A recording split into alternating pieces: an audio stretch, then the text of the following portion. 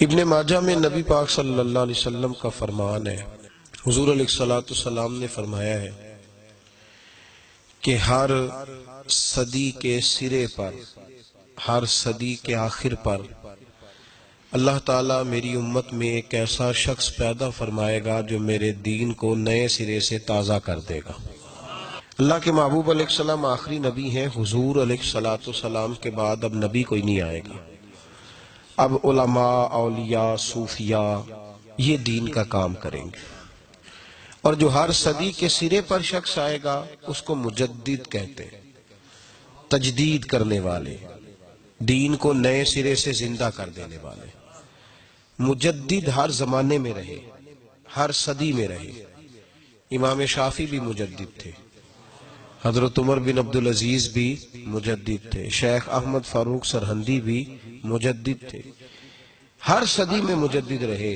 14ویں صدی میں دین پر کچھ عجیب و غریب حملے ہونے لگے، عجیب و غریب۔ کچھ لوگ تو ہندوؤں کے بھیٹ چڑھنے لگے، ہندوؤں کی رسموں کو اپنانے لگے، ان کے طریقوں پر چلنے لگے۔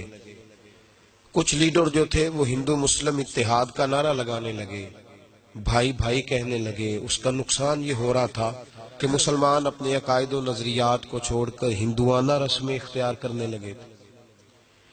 ایک شور تو یہ ہوا۔ کچھ لوگ ایسے پیدا ہوئے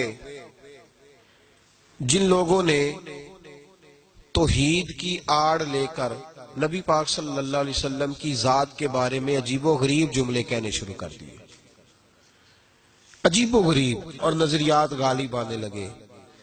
کسی نے کہنا شروع کر دیا کہ حضور کا خیال آ جائے تو نماز ٹوٹ جاتی ہے، گدھے بیل کا آ جائے تو نہیں ٹوٹتی۔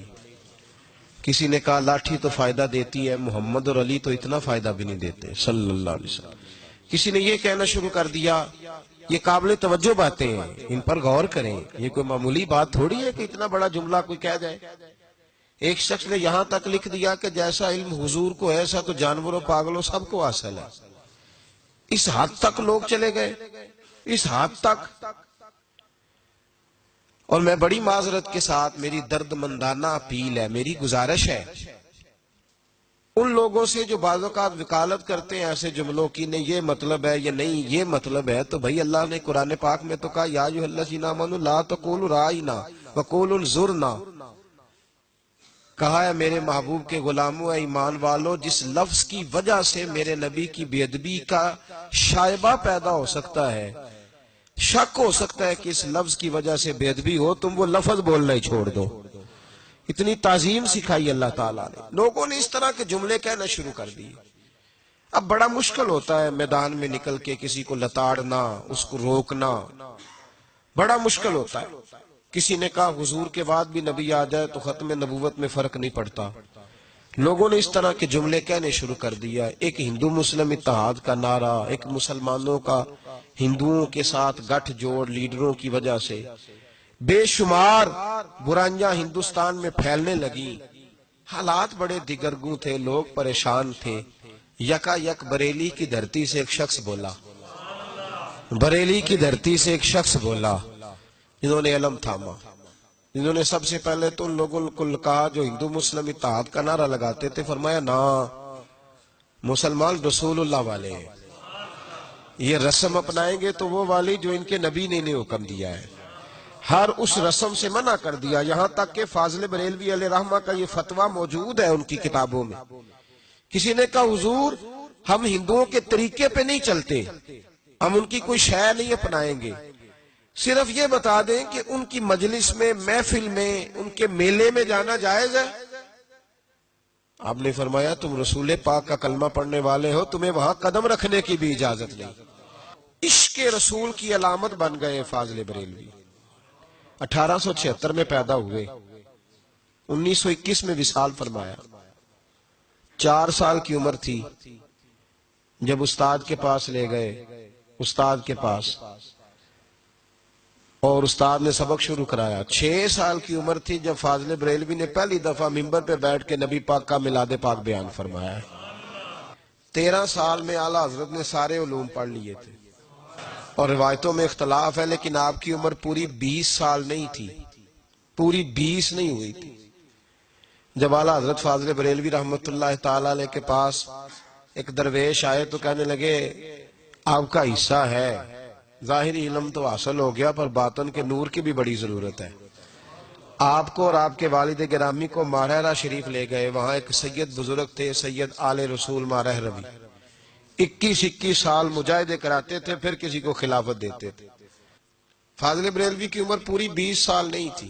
جن میں کچھ ہوتا ہے ان میں شروع سے بڑا کچھ ہوتا ہے، جن میں کچھ ہے ہوتی ہے نا ان میں اس کا بچپن بھی بتاتا ہے کہ اس کا جوبن کس طرح کا ہوگا، اس کی جوانی کا نور بتاتا ہے کہ اگر سیاہ بالوں میں اس کا چہرہ اتنا چمکتا ہے تو سفید ہوں گے تو کتنا نور برسے گا۔